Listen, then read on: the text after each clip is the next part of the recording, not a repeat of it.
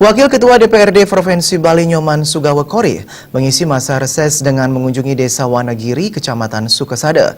Dalam kesempatan itu dibahas sebuah usulan percepatan penataan awal kawasan Wanagiri karena kawasan tersebut adalah kawasan konservasi hutan yang dilindungi. Kedatangan Sugawekori disambut langsung Wakil Ketua DPRD Kabupaten Buleleng, didampingi Kepala Desa Wanagiri, Kecamatan Sukesada. Dalam resesnya tersebut, Sugawekori menyerap aspirasi dari masyarakat sekitar, di mana kawasan Wanagiri nantinya akan dijadikan tempat wisata yang ramah lingkungan, di mana penataan awal akan segera dilakukan.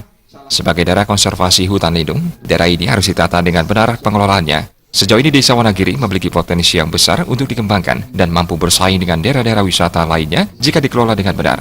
Nantinya, jika penataan tersebut terwujud, tidak hanya masyarakat Wanagiri yang menerima manfaatnya, melainkan akan menjadi pemasukan bagi Kabupaten Buleleng. Maka dari itu, sarana-sarana penunjang seperti trotoar, lahan parkir harus segera dibangun. Nantinya, usulan-usulan tersebut akan dirumuskan di tingkat provinsi untuk mendapat penanganan lebih lanjut. Bapak hadirin, pada hari ini kita sangat luar biasa. Desa Wanagiri ini adalah desa yang sangat berpotensi besar sebagai daerah tujuan pariwisata. Dan oleh karena itu sejak awal harus ditata, dipersiapkan secara baik melalui penyusunan master plan. Nah, oleh karena itu sesuai dengan usulan dari Desa Pekraman, kemudian Kepala Desa, Dinas di Desa Wanagiri ini, maka kita akan segera mengusulkan agar penataan kawasan Desa Wanagiri ini sebagai kawasan pariwisata itu harus segera dilakukan. Karena apa?